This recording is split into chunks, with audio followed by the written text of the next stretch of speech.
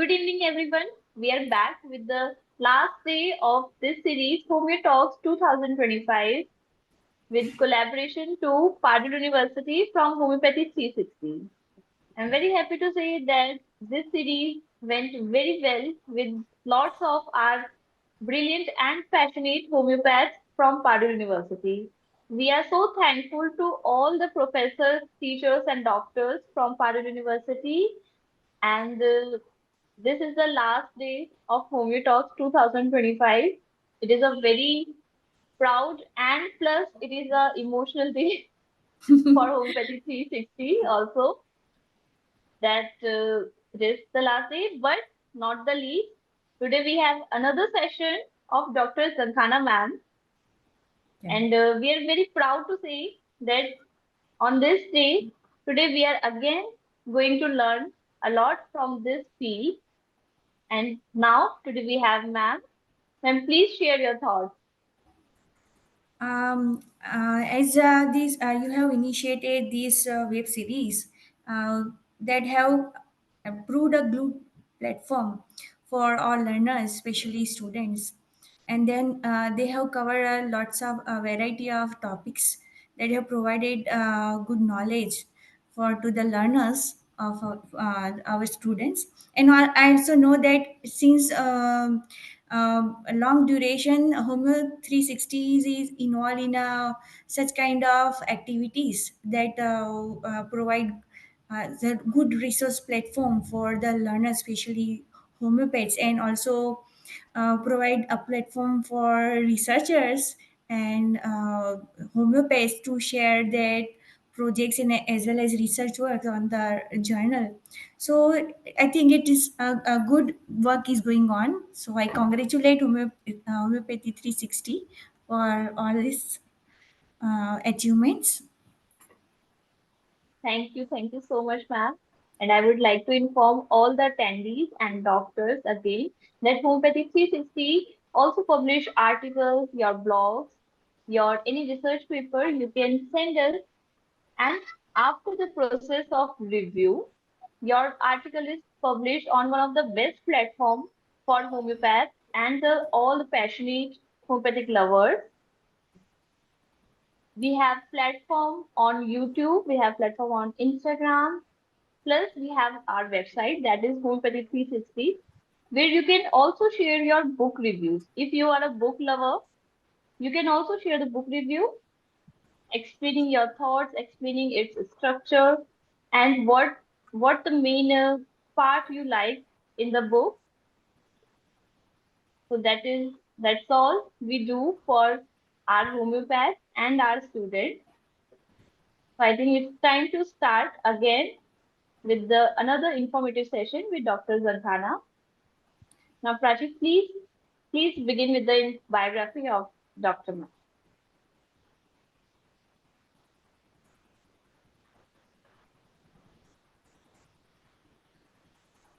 Yes, ma'am. Thank you so much, ma'am. So it is my pleasure to introduce our tonight's speaker, Dr. Zankhana Desai. She is professor and HOD in Department of Community Medicine at Jawaharlal Nehru Homeopathic Medical College, Parul University, Vadodara, Gujarat. Also, she has a professional experience of 20 years as well as teaching experience of 17 years. Ma'am, it is our pleasure to have you on this webinar today, and thank you very much for dedicating your valuable time for the today's session. Thank you so much, ma'am. Yes, Prachi. So good evening, everyone. It's my pleasure to be here with you today. Today, I'm going to share information regarding balanced diet. So, as we know, with a busy schedule, our busy schedule, generally we don't thought that what kind of food we eat every day. Generally, we don't focus on that. So today, through this webinar, I like to give some highlights that how balanced diet can help us to maintain our health, our well-being, so that we can pursue our goal, life goals, and also definitely by preventing disease or enjoying the health status. So At the end of the webinar, at least you will understand that what kind of food choices you can make. Let's go through this webinar, begin this webinar. So I'm going to share my screen.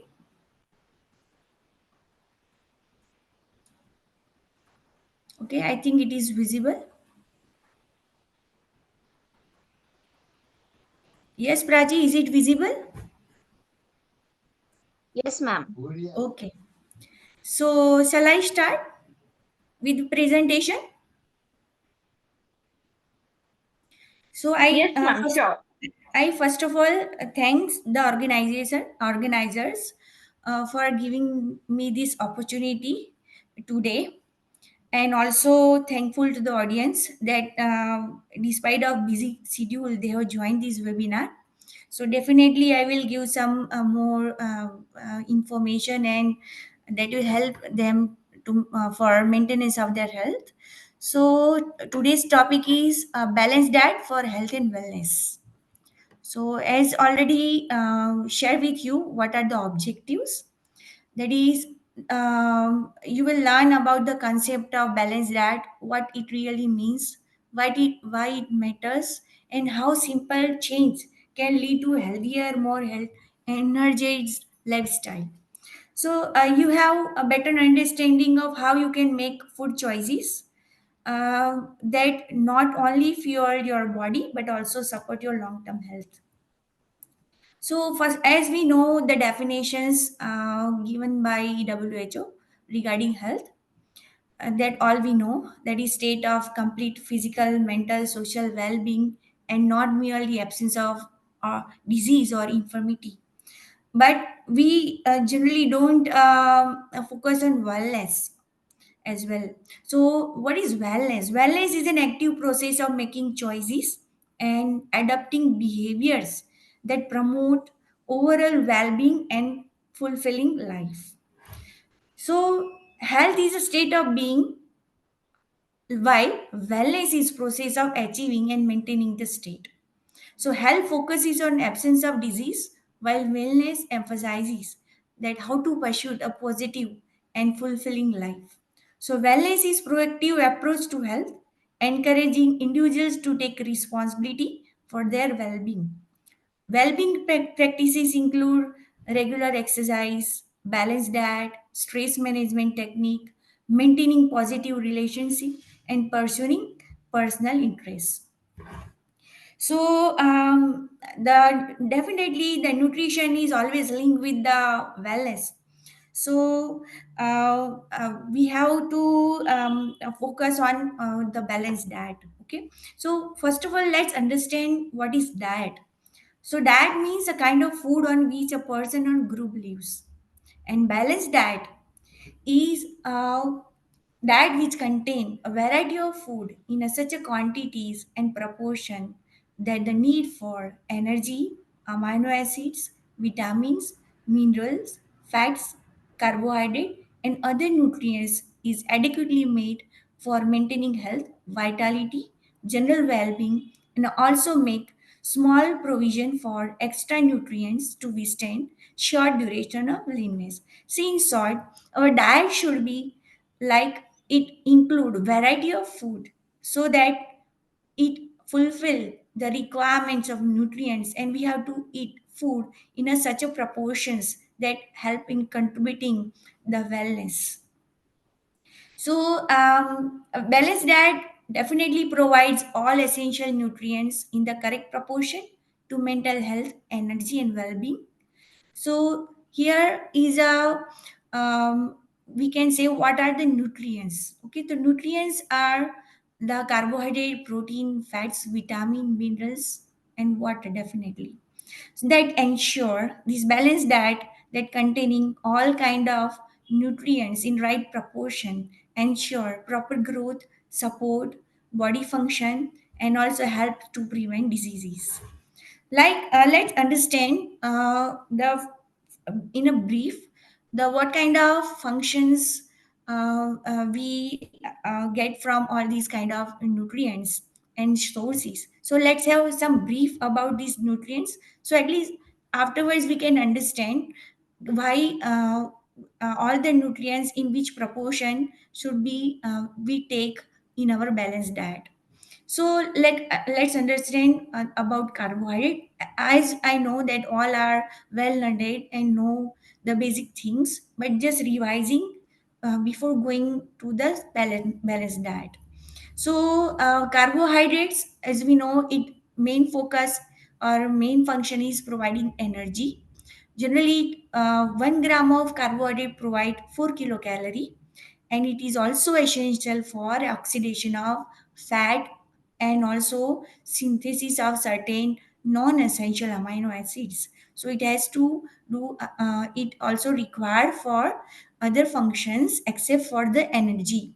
Generally, we get carbohydrates in our diet from the whole grains, starchy vegetables, fruits, and types can be simple sugars or complex like carbohydrate we find in grains, cereals, legumes. Okay, generally in case of carbohydrate one should focus on whole grains instead of the refined flours for maintenance of the good health. Let's understand about protein functions. So as we know that protein is required for building or repairs of tissue, support immune function, also maintenance of osmotic pressure, synthesis of certain substances like antibodies, plasma protein, hemoglobin, enzymes, hormones, also coagulation factors. Protein can also supply energy, that is 4 kilocalorie per gram, but this is not its primary function.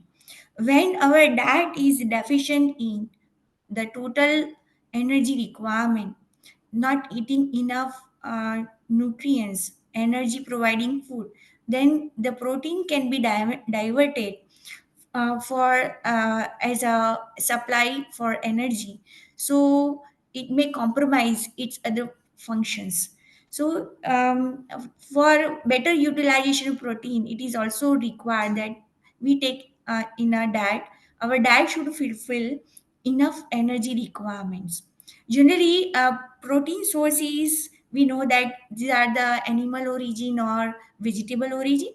So like meat, fish, eggs, dairy products, beans, legumes, nuts. Okay, but let's have some more understanding like the in case of protein, the basic unit or construction structure is amino acids.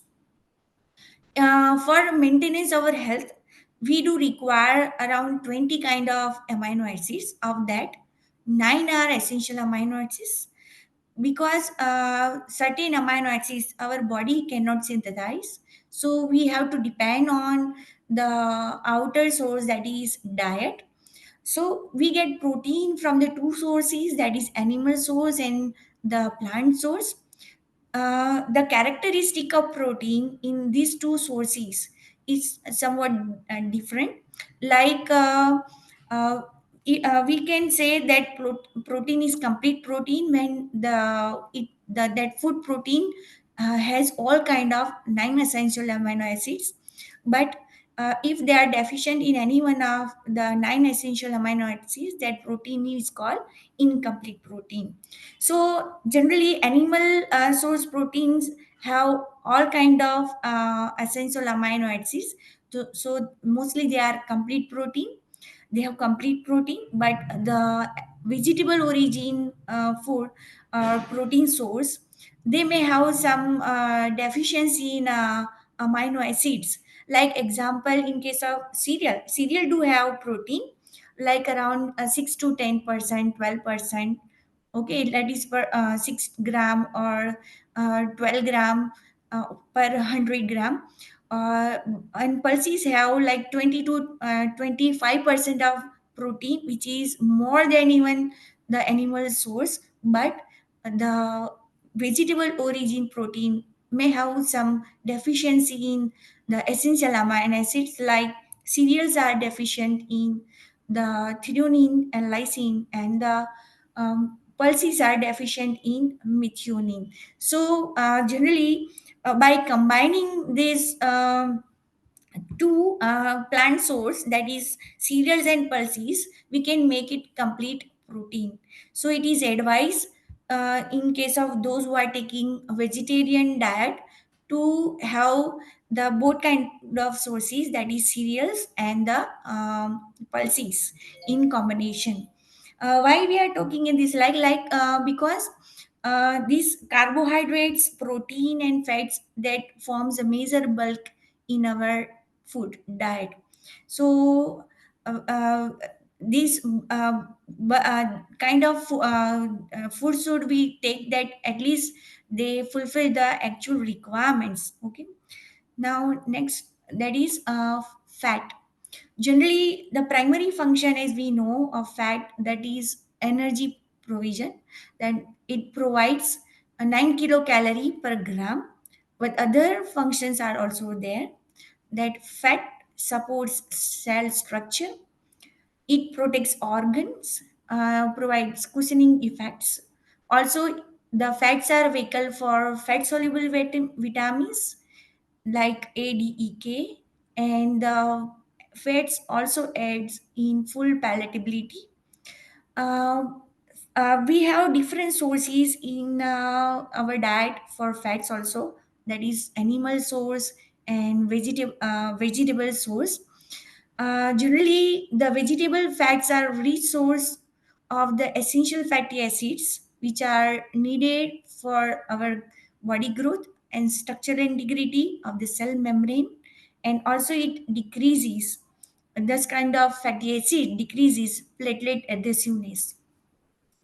Cholesterol, the kind of fat, it is also essential component of a membrane and also nervous tissue, and is a precursor of synthesis of steroid hormones and also bile acids. So cholesterol is also required in certain amount, like for adults 300 milligram per day. And as we know, there are different kinds of fatty acids from that. That is polyunsaturated fatty acids are the precursors of prostaglandin, a group of compound now recognized as a local hormone. They play a major role in controlling many of kind of physiological functions of body, such as vascular hemostasis, kidney function, acid secretion in stomach, gastrointestinal motility, lung physiology, and reproduction. So fats are essential except for energy giving. Fats are necessary for many vital functions in our body, so we cannot have food that is devoid of the fat, a good kind of fat. There are let's have a look on the types of fat. That there are, simply we can classify it into like simple lipid, that are triglyceride, compound lipid, that is phospholipid, derived lipids, that is cholesterol. Now, triglycerides are composed of glycerol with three fatty acids of varying chain length and desaturation. The saturated fatty acids have no double bond. You here in the figure you can see that the saturated fatty acids that do not have any double bonds, so they are saturated one. In case of monosaturated fatty acids, they have one double bond, and if fatty acids have more than two double bonds, they are called as a polyunsaturated fatty acids. Now there's another type of fatty acids, that is trans fatty acids, that have more than one double bond in the trans rather than the cis configuration. Okay, so making them structurally similar like that of saturated fatty acids. So these trans fatty acids occur naturally in animal products, milk, or it is produced after some industrial processing of the vegetable oil.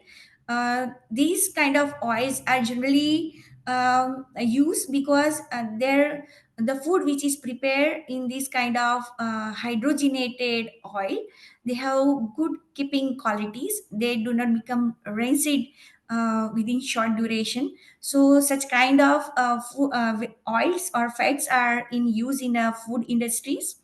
But take a note that such kind of trans fatty acids are not easily flushed out of our body and are considered as a more atherogenic, even compared with the saturated fatty acids.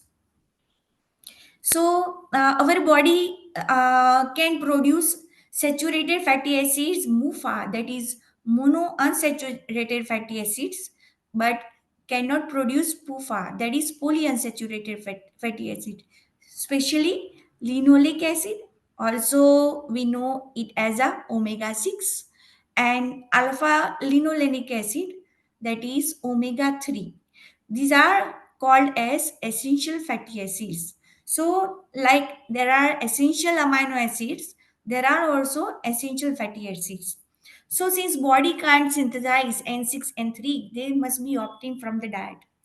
To meet body's need, it's important to consume adequate amounts of nuts, oilseeds, other foods, aiming for 6.6 gram of N6 and 2.2 grams of N3 PUFAs daily. So while N6 PUFA are predominant in all cells in our body, the brain cells and nerve tissue have high level of N3. So the long chain PUFAs N3, also known as DHA and EPA and N6, are essential during growth and development, and especially in infants and during the fetal life. So to your note that plant food have no cholesterol, but are good source of mufa and pufa. Most cereal, millets, bean, pulses, fat content range from 1.5 to 3%. Cereal, millets, most oil seeds, and 6 is major pufa. Pulse, beans, green leafy vegetables, and oil seeds such as soybean, flax seeds, fenugreek, mustard seeds are good source of both N3 and N6. Any full food such as butter, ghee, whole milk, cream, fatty cheese, fatty meats are source of cholesterol and saturated fatty acids along with some quantities of mufa and pufa. Egg also have cholesterol, but they are good source of N6 and N3. Marine fish are good source of long chain PUFAs. So we say that the in our diet, if there are more proportion of the saturated fatty acids, though that can be lead to the atherogenic changes in our blood vessels and can cause some kind of non-communicable diseases. The oil seeds, nut, fenugreek seeds, beans, cereal, millet, leafy vegetable, if consumed adequately, can meet the requirement of both N3 and N6 essential fatty acids. Additional cooking oil, fats containing mufa, pufa, ghee, butter can be added for the taste and flavor. Means the recommended daily allowances of the oil seeds, nut, fenugreek, seeds or beans, cereals or vegetables we are consuming in adequate amount, then actually we don't require additional cooking oil, but we use this visible cooking oil or fat just for flavor or certain satiety and all kind of things. But one has to limit this kind of visible fat. So here you may have question, what is visible fat and invisible fat? So already talked that cereals, bean, millets all have fat content, okay, in certain proportion. They are inbuilt in that grains, so they are not visible, but they provide some portion of our fat required. Visible fat means that is extracted from the oil seeds and all kind of things. So these are we use as a cooking oil. So their use must be limited up to 20 to 50 gram, that is 4 to 10 teaspoonful as per the person's day requirement, as per the physical activity and the physiological state. It means that the person is having like sedentary lifestyle or moderate active lifestyle or heavily working lifestyle, then the quantity of the visible fat should be vary accordingly. So there are recommendations that one should limit ghee butter to 1 to 2 teaspoon per day or may avoid. Limit trans fat and saturated fat that are as already explained to you, what can be the source of the trans fat. Generally, these hydrogenated oils are used to make fried foods, processed snacks, cookies, and all. So, generally, they are not advisable as they have more atherogenic capacity and compared to even compared to saturated fats. So such kind of food, ready-made food that are prepared in this kind of oils should be avoided. So during hydrogenation, unsaturated fatty acids are transferred into saturated ones, significantly reducing content of essential fatty acids. So we lose the essential fatty acids because of this hydrogenation process. So partial hydrogenation commonly used to extend shelf life of polyunsaturated fatty acids, create trans fat acids, and eliminates vital double bonds in essential fatty acids. And metabolic research shows that trans fats contribute to more atherogenic lipid profile than saturated fats. Now let's have a look on the fibers. Fibers are generally non-digestible component found in vegetables, fruits, whole grains, legumes, nuts, seeds. In vegetable whole grains, fiber primarily consists of cellulose, while gums, pectins are found in fruits, vegetable, and cereals. Dietary fibers slow down the absorption of carbohydrate, fats, and also promote feeling of satiety, and also helps in a motility of a food in our intestine. So that rich in fibers helps in lowering blood glucose and lipid level and enhance the insulin sensitivity and also increase stool bulk.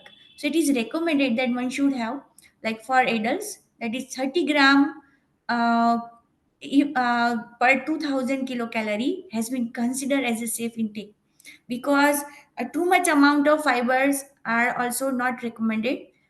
They affect adversely.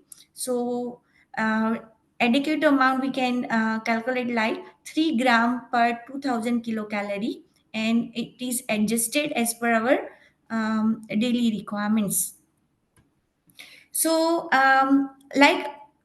we had a talk on the macronutrients. The as well importance are micronutrients that are vitamin and minerals.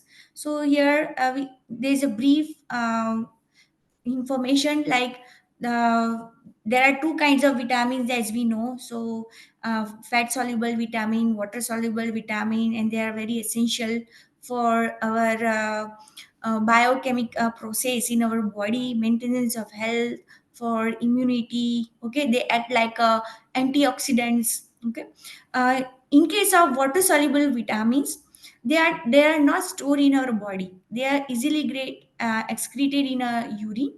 So we have short reserve for these water soluble vitamins, but fat soluble vitamin can be stored in our body. I'm not going in detail about the functions of vitamins and minerals because it may take some other session.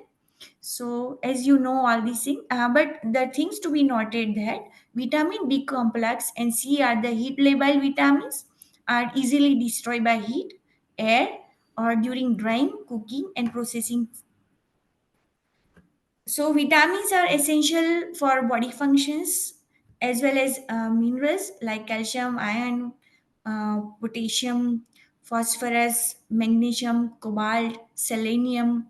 The resource of these vitamin minerals are fruit, vegetable, dairy products, lean meats. as well as require that is water that at least 2 liter per day. Now let's move towards balanced diet. The balanced diet improves overall health and energy level. It helps in weight management, reduces the risk of chronic disease. So when you remain consistent about your meal planning, definitely it gives you health benefits.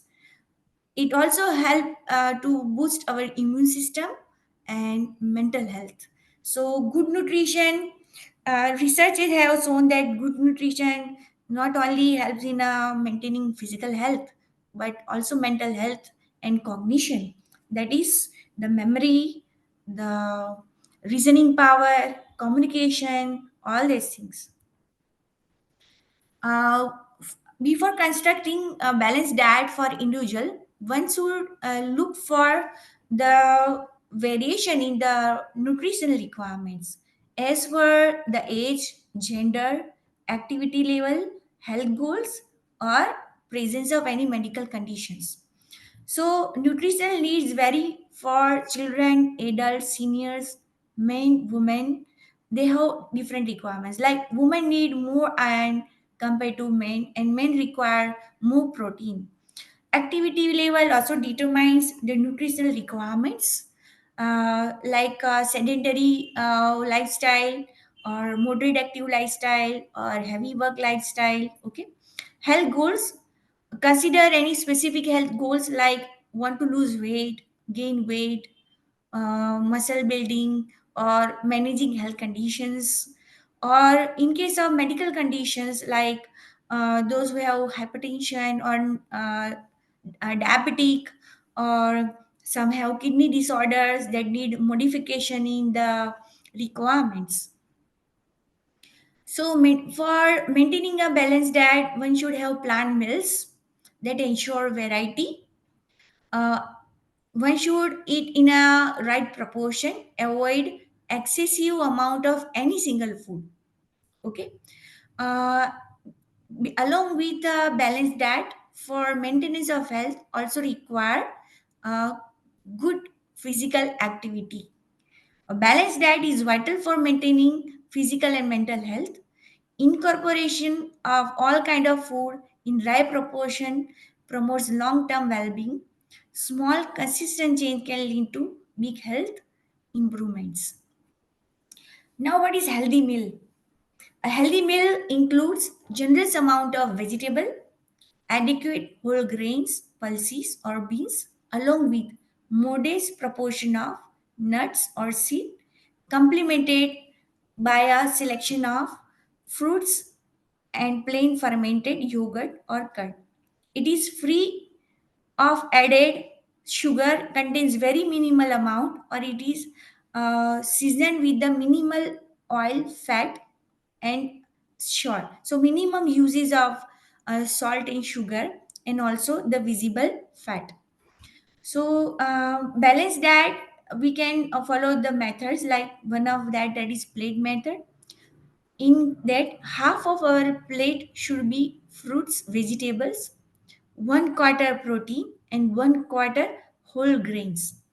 So ensure in balance, but we have to ensure variety and include different color food for nutrient diversity.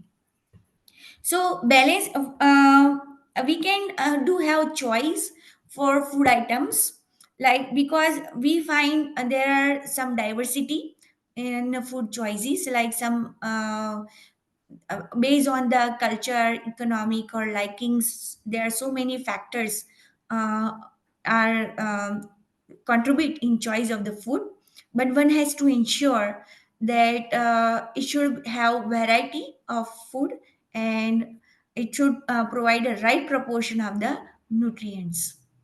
So, constructing a diet chart involves planning meal that align with an individual's nutritional needs, health goal, and lifestyle. So, a nutritional need of individual may vary as per their height, weight, or activity, and some other constitutional factors. So it should be diet should be planned accordingly. So like my plate for the day, recommend sourcing of macronutrients and micronutrients from minimum of 8 food groups with vegetable, fruit, green leafy vegetables, roots, tubers, forming essential half the plate of the recommended food per day. The other major portion is occupied by cereal, millets, followed by pulses, flash foods, eggs, nuts, oilseeds, milk, and curd. So let's have a look on the food groups like cereals and millets, that includes rice, wheat, maize, millets like jowar, bajra, ragi, kodo, and also the regional available millets. Pulses like lentils, green gram, chickpeas, rajma, vegetables, nuts, oilseeds, green leafy vegetables, fruits, dairy products, roots and tubers that include beetroot, radish, carrot, tapioca, sweet potatoes. Flesh food, that is animal origin, that is marine fish, poultry, lean cut meat, okay, and also spices. So my plate for the day. So intake in that the intake of cereals should be limited up to 45% of total energy. So there are certain measurements or calculation through which one can calculate their daily energy requirements, and through that can decide the proportion of the cereals. How much gram do they need? So generally, it is recommended that the cereals should be limited up to 45% of total energy requirement. For pulses, egg, flesh foods, total energy percentage should be 14 to 50%. The total fat intake should be less than or equal to 30% energy. Oil, nuts, milk products should be contribute to 8 to 10% of total energy per day. And in other words, these will ensure 50 to 55% of total calorie from carbohydrate, 10 to 15 from protein, and 20 to 30% from the dietary fats. So now let's look to an example that the individual that requiring 2000 kilocalorie. So how their plate look like? So here we can see the different portion from different group of the foods, like cereals and nuts, nutri cereals should be of 250 grams, including millets. Here we can see the combination of the cereals and millets. It is now um, said that inclusion of the millets in a cereal proportion gives more health benefits. Then we can have pulses, egg, flash food that should be 85 gram if an individual uh, has a requirement of 2000 kilocalorie per day. So these are the different proportions. That is after calculation that 50 to 55% of carbohydrate or protein or what kind of proportion, and also this kind of a combination satisfy the requirement of the micronutrients. So these are some ICMR guidelines. I have taken these from the ICMR guidelines, India food for Indians, recently published that in 2024. So just I'm sharing this information, and this will help us that how our whole day food should comprise of different kinds of food. So, like cereals, pulses, we should consume 400 grams of vegetables, also 100 grams of fruits, and nuts, oil seeds, and also some portion of fats and oil, and also milk or curd, that is 300 ml in this example. So here we can this table calculate like if Cereals are included like 250 gram, or pulses 85, curd 300 ml. Okay, so how they can fulfill the total energy requirement, or what can be the proportion we get from these food items. And definitely it ultimately satisfied our goal, that is 50% energy from total protein, 30% energy from total fat, 55% energy from total carbohydrates. So if person is non-vegetarian, so the replacement can be done with the pulses, some proportion change. So now energy requirement vary as per the type of work, or gender, or the age.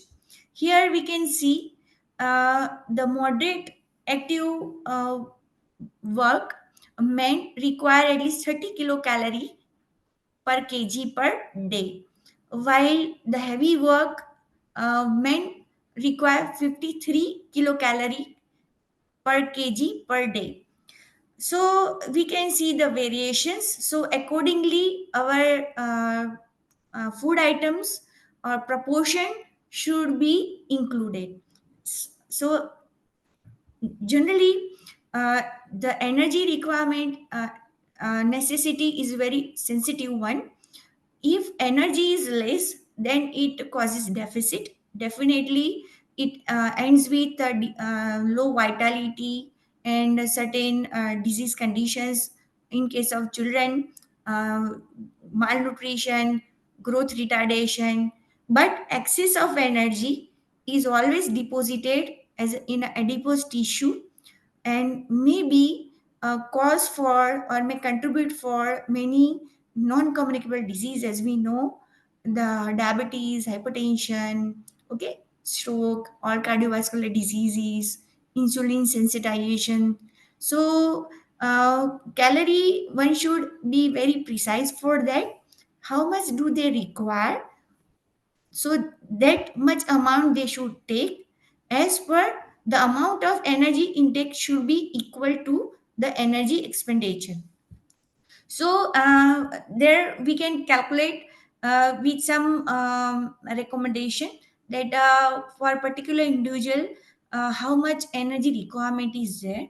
But here we can see that compared to the men or adult men, the children's are required, especially adolescents require more energy. Okay, so because they are growing, new tissues are forming, so definitely their energy requirement is more comparative to their body structure, especially in adolescents. Okay, they are very active, they should must be very active. And we can see that extra energy requirement should be supplied during pregnancy, because new tissues are forming in the fetus, so extra 350 kilocalorie. And during lactation also require more energy supplementation, that is 600 kilocalorie during first 6 months, and then later 6 months 522 kilocalorie. So here we have some classification like sedentary work, moderate work, heavy work. So we have poor understanding about that, and we also have questions, in which category do we fall. So here is some information for you, that let's have understand what is sedentary work. Means those people have occupation that do not demand much physical effort, are not required to walk long distance. Generally, motor vehicles for transportation, do not exercise, participate in sports, regular activities, spend much time in their leisure time sitting or standing with a little body displacement. So, example like walking slowly, sitting, using computer, standing, light works like cooking, washing dishes, fishing, sitting, playing most instrument. So this kind of activity is there. then lifestyle is there, then we consider it is a sedentary kind of lifestyle.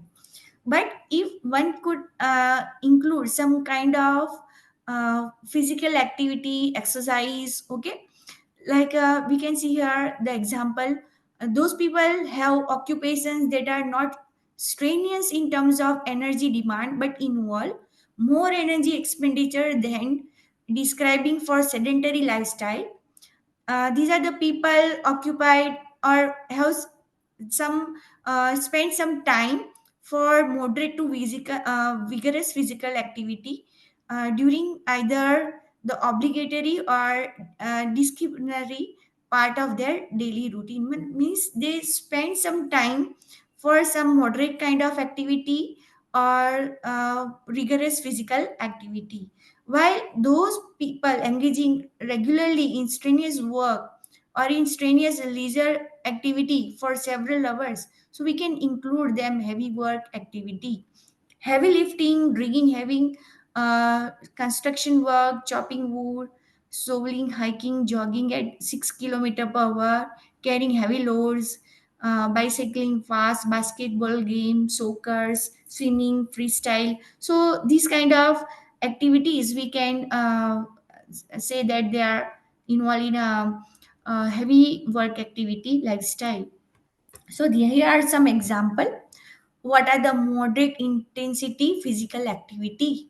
Okay, so we can define as that the activity that through that heart rate, respiratory rate hard and the regular, and muscles are beginning to strain, and their moderate effort is required to do this work. Okay, so there are some example like work related activities and recreational activities. So we can include this kind of activity in moderate intensity physical activities, and these are the example of vigorous intensity physical activities. Some are related and some are recreational activities. So let's have a look on the protein requirements.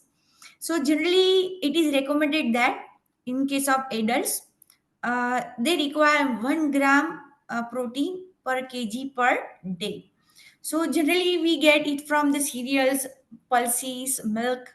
So in our diet, the proportion of cereals like 3 is to 1 to 2.5 that generally satisfied our protein needs if taken in a right proportion, as shown in a example meal plate. So here you can say the different age group or the men and women, they require the different proportions of protein.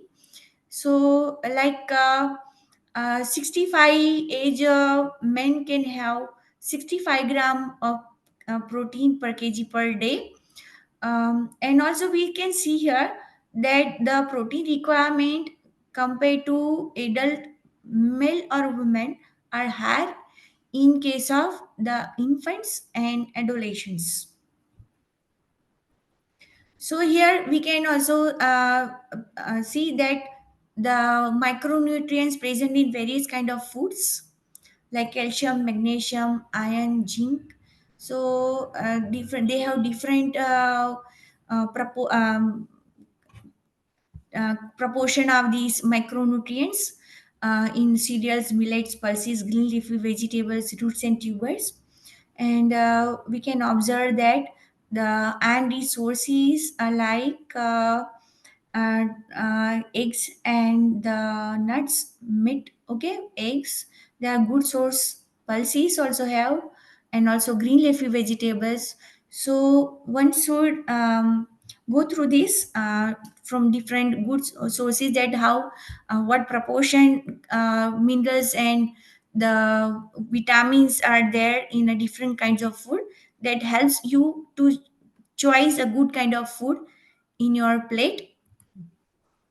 So like that there are different vitamin contained in different food items. Okay, so now how balanced diet help us, and if not maintained, then what kind of problems we do face.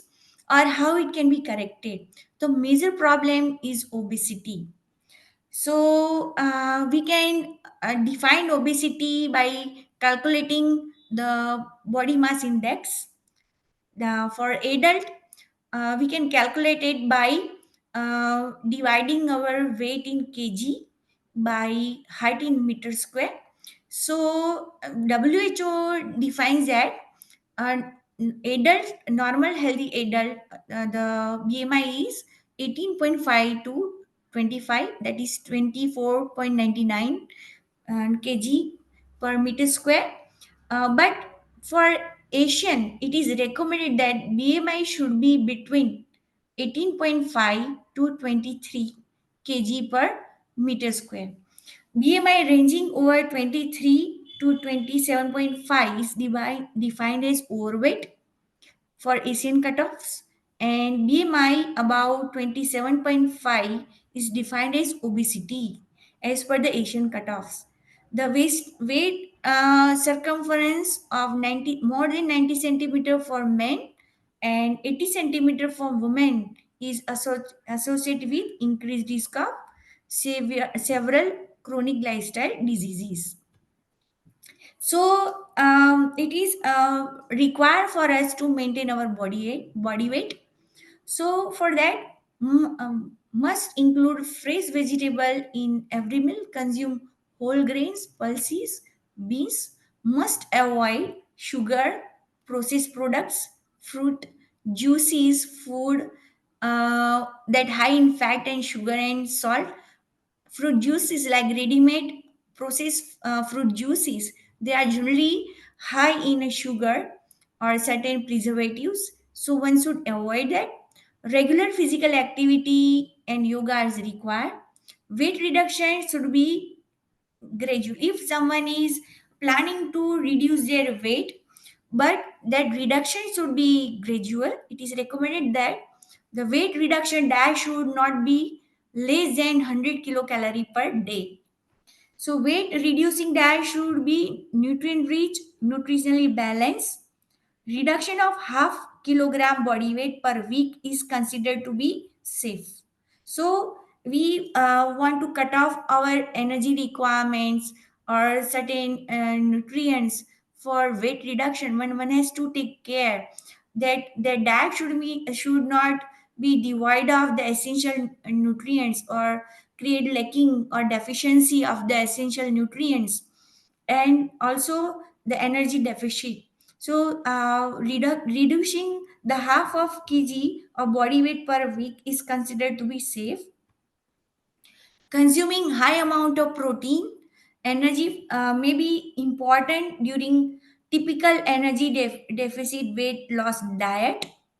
To preserve muscle mass, it is advisable not to go beyond 40% of energy cutoff of daily energy need to support muscle mass maintenance and protein balance. Matlab, if we want to reduce our weight and we modify our diet, we do cut off in a energy requirement, but it should not go beyond the 40%. Otherwise, it may affect the protein balance and our muscle mass. So, healthy sleeping pattern is also necessary to avoid unhealthy eating behavior and resultant weight gain. The food containing high sugar, salt, fat, refined cereals such as sweets, biscuit, cakes, candies, fruit juices, or cold drinks provide high calorie and nil or low nutrients and should be avoided. Food containing sugar, refined carbohydrate have high glycemic index, and we know what is glycemic index. That is a measure of how quickly a food can make our body sugar rise. So regular intake of food high in sugar at frequent intervals increase and maintain insulin at higher than normal level, and high insulin impairs metabolism, increases acidogenesis, and promote the deposition of fat in and around organs, especially if there is physical activity is low. So for healthy aging, the elderly needs nutrients dense food. So one has to also take care during the aging periods, when above 60 years of age, there where our metabolic rate generally reduce comparatively the active life. That requires little less energy compared to adults, but their food should be contain a good amount of the micronutrients as well as protein and complex carbohydrate and dietary fibers that help to live a healthy life in a later age and maintenance of health. Now, as already explained to you, what are the physical activity, that is low intensity physical activity is moderate intensity physical activity, and high vigorous activities. Now, along with maintaining our food in a balanced way, we also need to have food physical activity for maintenance of the health. So the WHO recommended that at least 150 to 300 minutes of moderate aerobic activity per week for adults, and average 60 minutes of moderate aerobic physical activity per day for children and adolescents. So 150 minutes per week for the moderate activity, or we can uh, divide like 30 minutes per day, 5 days a week, but do not race for more than 2 consecutive days. So consistency is required in that. So for health benefits, what are the restraints? That one should restrict meal frequently, or two or three times a day. More frequency should be avoided. Avoiding ultra processed food and food high in fat, sugar, and salts. Offer cooking method like grilling, baking, steaming, or sauteing with minimal oil instead of frying. Not sneaking in between consuming healthy beverages, like we have habit of snaking, we eat some chips and all ready-made food because of our strenuous life. So instead we can make some other food choices which are traditionally available and more nutrient contain more nutrients suitable for.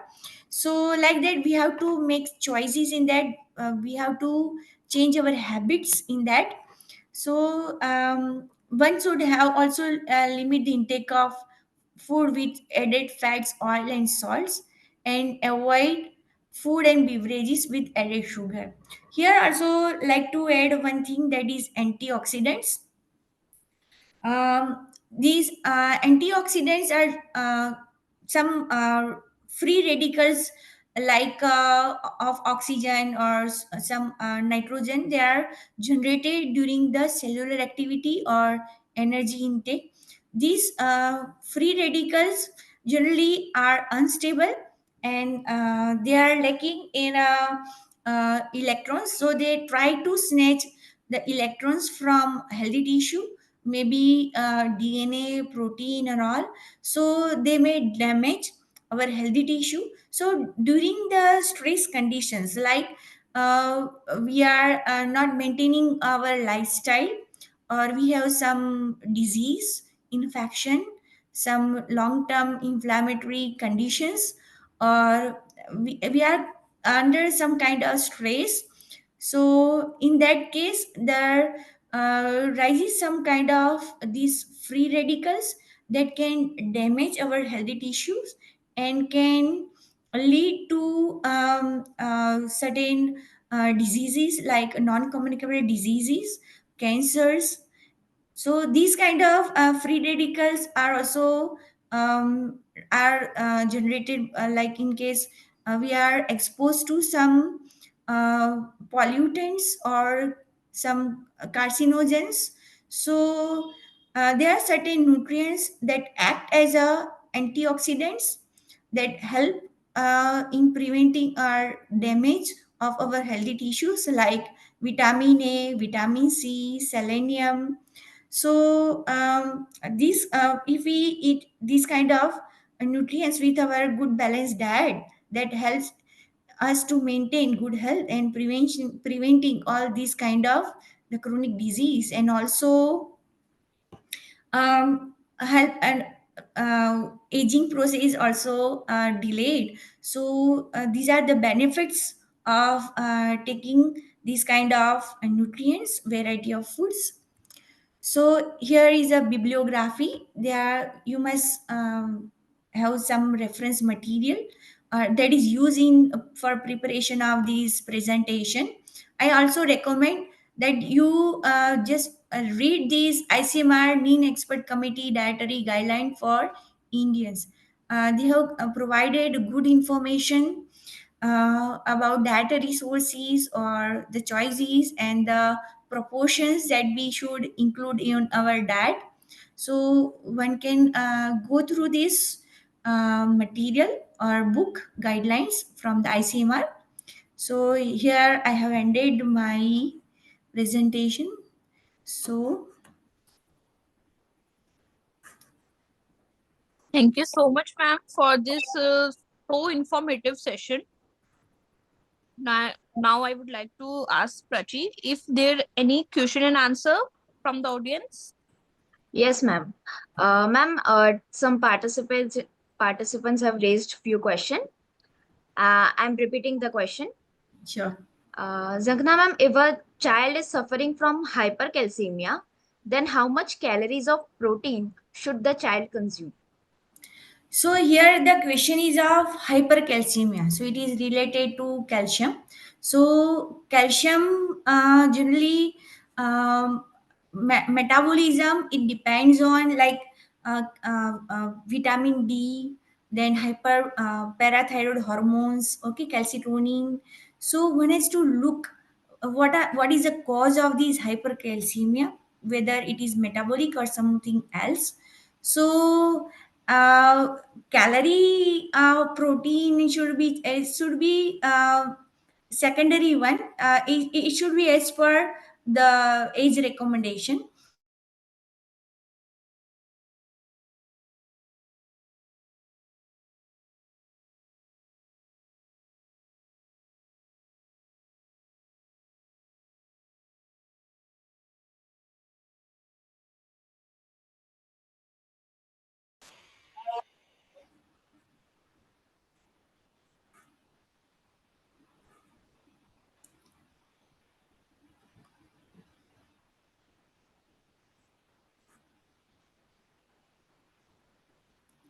Hello. Yes, ma'am. Ma'am, you were not audible earlier. Can you just repeat the last few lines? Okay. So thing is that question is on hypercalcemia. So one thing is that the calcium serum calcium level generally it is 10 milligram per dl. So hypercalcemia generally occurs because of some problem. It's maybe because of with some problem in metabolism or some other kidney disorders. So one has to look first for these what is the cause of hypercalcemia, whether it is related to vitamin D or parathyroid hormone or calcitonin or have some other organ affections. So then after the protein requirements generally should be as per determine. Generally it is as per the age, but if the morbid condition is like that require adjustment in the protein requirement should be uh, go as like that conditions. Thank you, ma'am.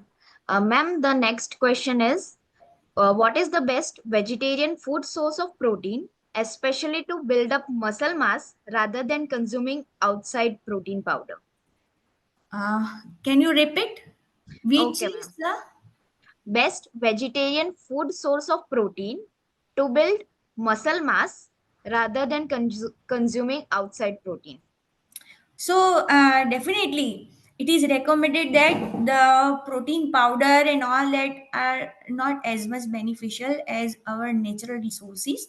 So if you are consuming the vegetable diet, definitely the pulses are the good source. Even cereals also provide the protein, but already explained to you that the pulses, they are deficient in methionine, while cereals are deficient in the certain amino acids like the lysine and threonine. So we have to use in combination these cereals and pulses. Like if you go specifically in dietary source, so we can say rajma and the soya bean, that the highest level of the protein in that, that is 40%, 43.2 gram per 100 gram. And also pulses have good amount of protein like 20 to 25%, that is gram per 100 gram. So they are good source of protein.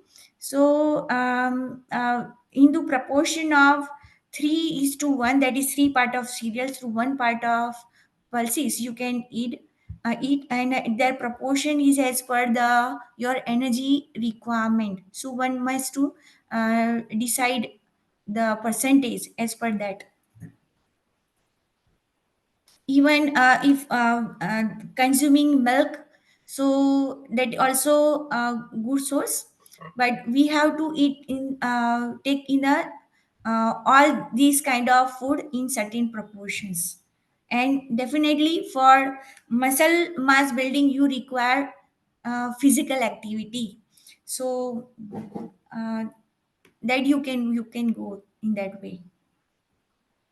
Also you can include nuts. Nuts are also good sources of protein, and also the certain fatty acids, so that gives extra benefit to our health. But their consumption should be like in a moderate amount.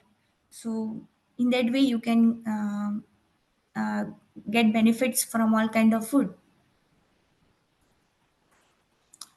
Yes, Prachi. Yes, ma'am. Thank you so much, ma'am, for clearing all the doubts. Also, that was all about for the last session of our Homeotalks 2025. I would like I to think express. I think Yes, I ma'am. can see one question, that is, what should we recommend for chronic dysentery patient for diet? Patient with diarrhea or alternate diarrhea and constipation.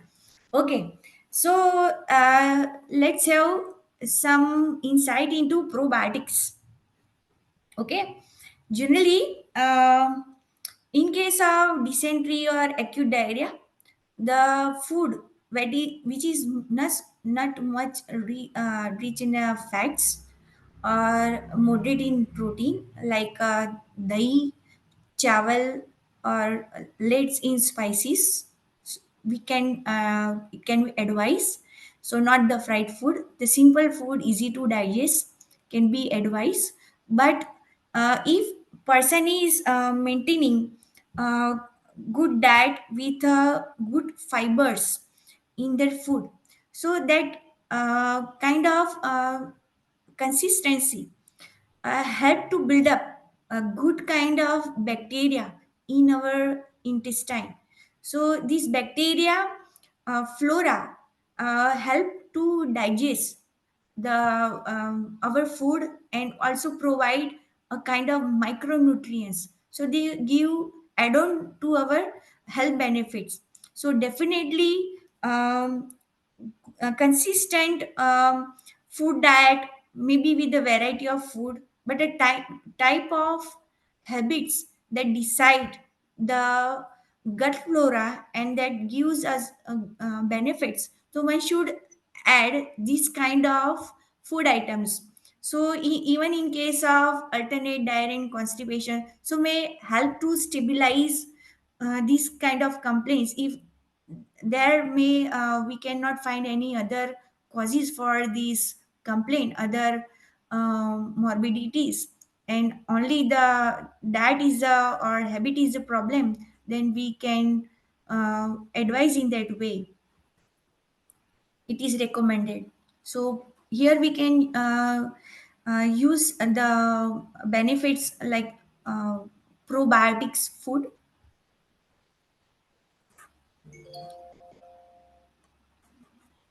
I think all questions are done. Yes, ma'am. Okay. So, so with this, I would like to conclude by expressing my heartfelt gratitude to Dr. Zankhana ma'am for sharing such valuable insight with us. Ma'am, we truly appreciate your participation in this webinar. Also, a big thank you to our audience who have listened, learned, and engaged, making this session a more interactive one.